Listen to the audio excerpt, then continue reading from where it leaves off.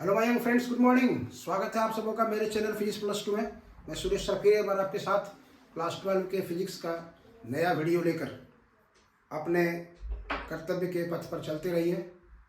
आपकी हार को देखने वालों का मुंह तोड़ जवाब देना है आपको।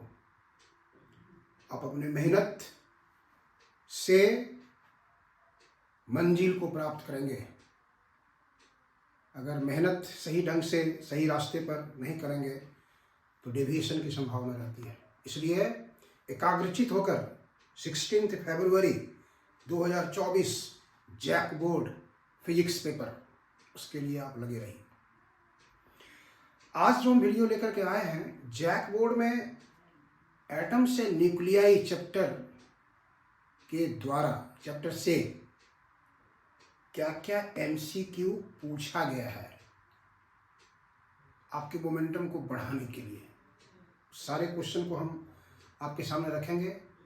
आप पूरा स्टडी कर चुके हैं, आप देखेंगे कि सारे क्वेश्चंस का जवाब आप संभवपूर्वक दे पा रहे हैं या उसमें और मेहनत की ज़रूरत है। इसलिए हमने यहाँ लिखा है, देखिए, physics MCQ asked in JAC board class 12। Chapter है परमाणु और नाभिक, atoms and nuclei, from 2012 to 2023 तक। जैक बोर्ड में आपसे इससे क्या क्या क्वेश्चन पूछा गया। कलम और कॉपी के साथ आप बने रहेंगे। इसके पीछे वाले वीडियो जो मेरा आ रहा है एग्जामिनेशन को देखते हुए, आपके मोमेंटम को बढ़ाने के लिए, अगर आपके पास समय नहीं होगा, नहीं देख पाए होंगे, तो उसको ज़रूर देख लेंगे। हर चैप्टर का हम वीडियो आपके पास रख रहे हैं जो जैक बोर्ड में उससे क्वेश्चन पूछा गया है। पहला क्वेश्चन है, देखिए, radio activity is a phenomenon associated with. Radio सक्रियता की घटना संबंधित है किससे? डीके ऑफ न्यूक्लियस, नाभिक का क्षय,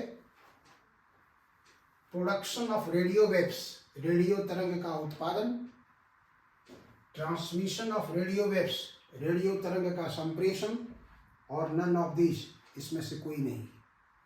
तो आप जानते हैं रेडियो एक्टिविटी, जिसकी खोज हेनरी बैक्वेरेल ने लगभग 1896 में किया था। रेडियो एक्टिव सब्सटेंस के न्यूक्लियस से अल्फा, बीटा और गामा किरण निकलती थी।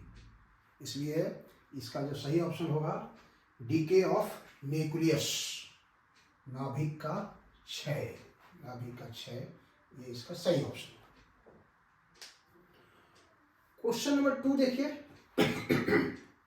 विच of the following can be deflected by applying magnetic field. निम्न में से किसे चुंबकीय क्षेत्र के द्वारा विक्षेपित किया जा सकता है? किसको डिफेक्ट किया जा सकता है? अल्फा रेस, अल्फा किरण, बीटा रेस, बीटा किरण, गामा रेस, गामा किरण, both A and B, A और बी दोनों। तो आप जानते हैं रेडियो सक्रियता की जो घटना है उसमें अल्फा, बीटा, गामा, गामा का जो डायरेक्शन होता है वो बिल्कुल स्ट्रेट होता है। Gamma has no charge, gamma पर कोई चार्ज नहीं होता है। पेनिट्रेटिंग पावर इज मैक्सिमम, उसकी भेदन क्षमता सबसे अधिक होती है। Ionising power is minimum, frequency is maximum, wavelength is minimum. ये सब प्रॉपर्टी है गामा रे का। ये न्यूक्लियस है, ये gamma ray, this is alpha, this is beta.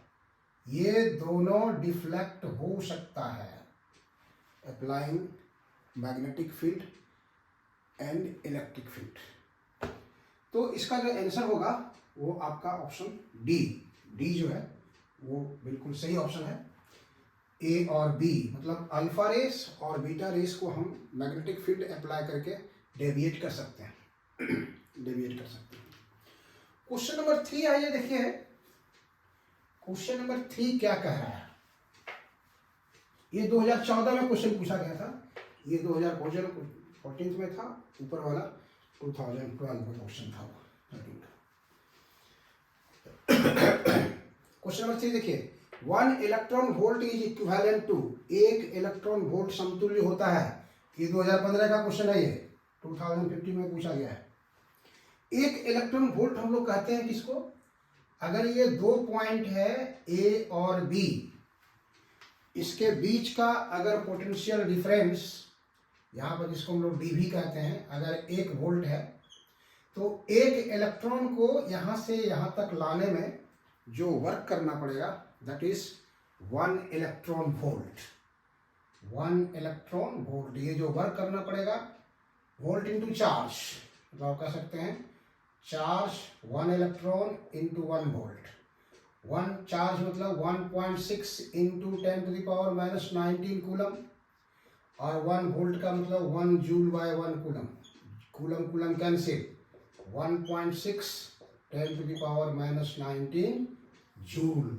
ये ऑप्शन आपको देखना होगा, कहाँ पर है, देखिए 1 electron volt is equivalent to 1.6 into 10⁻⁻19 भी 1 इलेक्ट्रॉन वोल्ट समतुल्य होता है।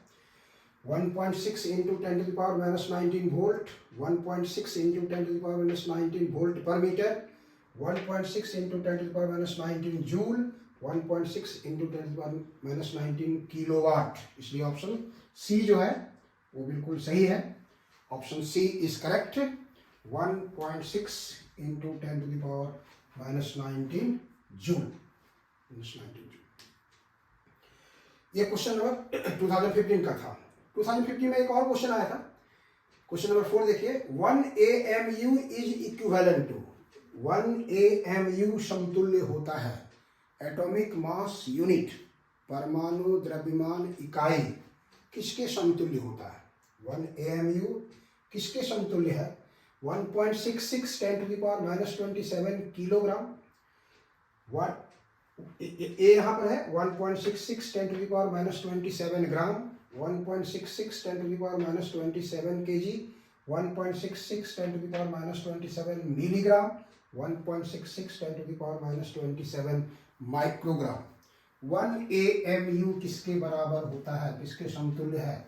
1 AMU आप जान रहे हैं, 1 AMU is atomic mass unit, वो होता है आपका कार्बन एटम 6C12 के एक एटम का जो मास होगा उसका 12 पार्ट, 12वां भाग। तो ये हो गया मान लीजिए 12 ग्राम, और एक परमाणु का निकालना है तो इसमें एवोगाड्रो की संख्या से डिवाइड कर दीजिए, 0.623 10⁻23, ये कैंसिल हो गया। इसको ऊपर ले जाएंगे आप 1000/6023, ये ऊपर चला जाएगा -23, यहाँ 3 है, एक जीरो वहाँ बढ़ा देंगे आप, 10,000/6023 10⁻⁻24 यहाँ हो जाएगा 24, इसमें इसको डिवाइड करेंगे 1.66 10⁻⁻24 ग्राम आएगा आपको। किलोग्राम बदलना है इसको ग्राम में, ऑप्शन है यहाँ पर देखिए 1.66 10⁻⁻27 ग्राम वो नहीं है, इसको किलोग्राम बदलिए, 1000 से डिवाइड कीजिए तो ये हो जाएगा -27 kg। ये 1 AMU के इक्विवेलेंट समतुल्य है। ऑप्शन देखिए कहाँ पर है, ये ऑप्शन बी। बी जो ऑप्शन है, ऑप्शन बी 1.66 10⁻⁻27 1.66 10⁻⁻27 kg, ये ऑप्शन सही है। क्वेश्चन नंबर 5 आइए, ये 2015 का दोनों क्वेश्चन था। 2016 में क्वेश्चन आया देखिए, विच of the following is not a fundamental particle, इनमें से कौन मौलिक कण नहीं है? मौलिक कण आप जानते हैं, इलेक्ट्रॉन, प्रोटॉन, न्यूट्रॉन। तो यहाँ पे है न्यूट्रॉन, प्रोटॉन, अल्फा पार्टिकल और electron. Neutron, proton, alpha particle और electron. Which of the following is not, कौन नहीं है? तो अल्फा कण, अल्फा बीटा गामा जो है वो न्यूक्लियस से निकलता है, न्यूक्लियस के क्षय के कारण होता है उससे। तो ये उसका ऑप्शन जो है वो सी सही ऑप्शन है, सी इज करेक्ट। चलिए आगे बढ़ते हैं, नेक्स्ट क्वेश्चन नंबर 6 क्या कह रहा है देखिए यहाँ से, in an atom electrons revolve only in those orbits in which its angular momentum is integral multiple of h by 2 pi, 2 pi h, 2 pi by h, none of these। एक परमाणु में इलेक्ट्रॉन केवल उन्हीं कक्षाओं में घूमते हैं जिसमें उसका कोणीय संवेग पूर्ण गुणज होता है। h by 2 pi, 2 pi h, 2 pi by h, इनमें से कोई नहीं। ये 2016 का क्वेश्चन है, 2016 में पूछा गया है जैक बोर्ड में। तो आप बोहर्स एटॉमिक मॉडल का जो एजम्पशंस है उसमें एजम्पशंस एक यही है जिसको हम लोग क्वांटम कंडीशन कहते हैं, एक एजम्पशन फ्रीक्वेंसी कंडीशन कहलाता है। क्वांटम कंडीशन कहलाता है कि इलेक्ट्रॉन्स उसी ऑर्बिट में चक्कर काटेगा जिसमें उसका कोणीय संवेग जो है वो h बाय 2 पाई का पूर्ण गुणज होता है, h बाय 2 पाई का पूर्ण गुणज होता है। ये फ्रीक्वेंसी कंडीशन है, MVR equal to n into h by 2 pi. तो ये जो h बाय 2 पाई है उसी का ये पूर्ण गुणज होता है, इसलिए option A is correct, option A is correct. Ground state में फर्स्ट ऑर्बिट में कल्पना किया जाएगा तो n का वैल्यू वहाँ पर हो जाएगा, सेकेंड ऑर्बिट में किया जाएगा तो n का वैल्यू 2 हो जाएगा उसमें से। तो ये फर्स्ट ऑप्शन जो है वो उसका सही है। क्वेश्चन नंबर 7 आइए, beta particles are fast moving. Beta कण तेजी से चलने वाला होता है क्या? Electron, proton, neutron, photon. Electron, proton, neutron, photon. What is beta particles? Beta particles are fast moving electrons. ये तीव्रगामी से चलने वाला इलेक्ट्रॉन होता है, इसलिए option A is correct, option A is correct. Question number 8 में आइए, देखिए, in the nucleus of radium 88-226 there are.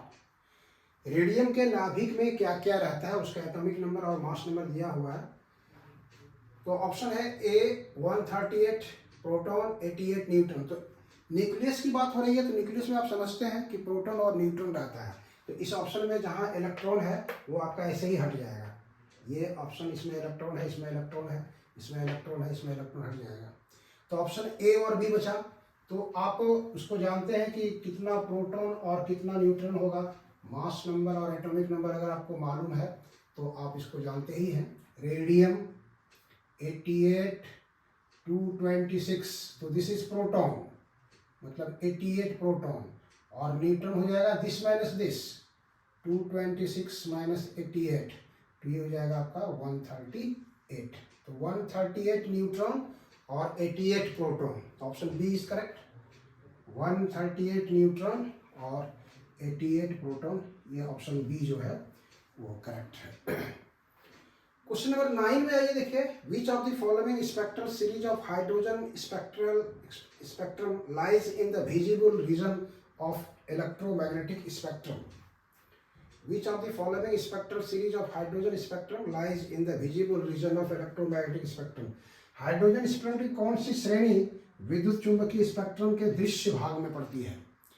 तो हाइड्रोजन एटम का जो स्पेक्ट्रल सीरीज है उसमें क्या क्या आता है? Lamin series, बामर series, passion series, Brackett series, पीफंड series, ये आता है आपको। तो उसमें आप जानते हैं कि लैमन सीरीज जो है वो अल्ट्रा वायलेट रीजन में पड़ता है। जब पढ़े होंगे उसमें आप कंसेप्ट में क्लियर किए होंगे आप। लैमन सीरीज जो है वो अल्ट्रा वायलेट रीजन में पड़ता है। बामर series in visible region, visible region में पड़ता है। और रेस्ट जो 3 बज रहा है वो पैशन, ब्रैकेट, पीफंड, ये इंफ्रारेड रीजन में आता है, अवरक्त श्रेणी के भाग में, अवरक्त भाग में आता है। इसलिए दृश्य भाग में पूछ रहा है तो इसका आंसर हो जाएगा बामर। बामर सीरीज जो है वो विजिबल रीजन में आता है। क्वेश्चन नंबर 10 आइए, देखिए, if the radius of first orbit of hydrogen atom is 5.3 into 10 to the power minus 11, 5.3 into 10 to the power 11 metre, then radius of the second orbit is. यदि hydrogen परमाणु के प्रथम कक्षा की त्रिज्या 5.3 into 10 to the power 11 metre है तो दूसरी कक्षा की त्रिज्या क्या होगी? तो दूसरी कक्षा की त्रिज्या आप जानते हैं n² इंटू पहली कक्षा की त्रिज्या। पहली कक्षा की त्रिज्या हो जाएगी तो एल स्क्वायर मतलब 4 और आर हो गया कितना 5.3 इंटू 10⁻⁻11 गुना करेंगे इसको 4 3 12 4 5 20 1 21 इंटू 10⁻⁻11 10⁻⁻11 इसको हम 2.12 लिख सकते हैं 10⁻⁻10 metre. You can write it 2.12 angstrom 2.12 angstrom लिख सकते हैं. इसलिए ऑप्शन बी जो है वो आपका करेक्ट है. Option B is correct. Option B is correct. Question number ये था आपका 2019 में क्वेश्चन है तीनों. क्वेश्चन नंबर 9 2019, फिर 10 2019 और 11 ये भी 2019 का क्वेश्चन है. क्या कहता है निम्न में से किसकी भेदन क्षमता अधिकतम है. Which one has the maximum penetrating power. Penetrating power का मतलब हुआ जो सीधे जाएगा वो पेनिट्रेटिंग पावर सबसे अधिक होगा. वो पेनिट्रेटिंग पावर सबसे अधिक होगा. तो क्या क्या कह रहा है देखिए अल्फा किरण, बीटा किरण, गामा किरण, कैथोड किरण. Alpha rays, beta rays, gamma rays, cathode rays. तो फिगर से आपको स्पष्ट है सीधे स्ट्रेट वे में जा रहा है आपका गामा किरण. इसलिए इसका जो है भेदन क्षमता पेनिट्रेटिंग पावर जो है वो सबसे अधिक होगा. आयनाइजिंग पावर जो है इसका सबसे कम होता है. चलिए आगे बढ़ते हैं. Next question number 12. ये 2020 का क्वेश्चन है देखिए. और इसके पहले जो क्वेश्चन आया था 2019 का वही क्वेश्चन है, थोड़ा सा चेंज किया है उसमें. देखिए if the radius of first Bohr's orbit is r then radius of second Bohr's orbit is. क्या होगा यदि बोहर के प्रथम कक्षा की त्रिज्या आर है तो दूसरी कक्षा की त्रिज्या क्या होगी. फॉर्मूला आप जानते हैं r n equal to n into r square.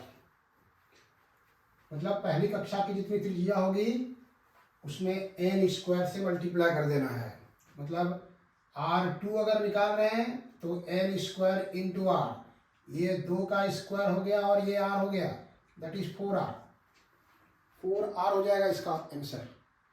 तो यहाँ 2R है 4R है R/2 है R/4 है. इसलिए option B is correct. B जो है वो सही है. क्वेश्चन नंबर 13 देखिए ये भी 2020 का क्वेश्चन है 2020 का क्वेश्चन है. नाभिक के त्रिज्या की क्रम होती है. The radius of nucleus is of the order of. Atom का रेडियस और न्यूक्लियस का रेडियस आप याद रखेंगे. एटम का रेडियस 10⁻⁻10 मीटर के ऑर्डर का होता है और न्यूक्लियस का रेडियस 10⁻⁻15 मीटर के ऑर्डर का होता है. इसलिए option C is correct. Option C जो है वो करेक्ट है. क्वेश्चन नंबर 14 देखिए ये 2023 का क्वेश्चन पूछा गया है. पिछले साल इसको पूछा गया है जैक बोर्ड में. रेडबर्ग नियतांक का एसआई मात्रक होता है. SI unit of Rydberg constant is. SI unit पूछ सकता है, डायमेंशन पूछ सकता है, वैल्यू पूछ सकता है. तो आप याद रखेंगे रेडबर्ग कांस्टेंट का जो वैल्यू होता है वो कितना. फॉर्मूला भी इसको याद रखेंगे आप. तो रेडबर्ग कांस्टेंट का जो वैल्यू कैलकुलेटेड वैल्यू है 1.09 into 10⁻7 per metre. This is value of Rydberg constant 1.09 10⁻7 per metre. तो पर मीटर इज ऑप्शन सी. पर मीटर इज ऑप्शन सी. इसलिए option C is correct. Question number 15 आइए 2023 का ही क्वेश्चन है. ये 2023 का ही क्वेश्चन है. एक रेडियो सक्रिय पदार्थ के नमूने की माध्य आयु 100 सेकेंड है तो इसकी अर्ध आयु क्या होगी. The mean life of a radioactive sample is 100 second. 100 second then its half life will be. तो आप हाफ लाइफ और मीन लाइफ के बीच का रिलेशन याद कीजिए. हाफ लाइफ और मीन लाइफ के बीच का रिलेशन याद कीजिए. तो आपको याद होगा half life is equal to 0.693 into mean life. तो आप यहां से ले सकते हैं इसको.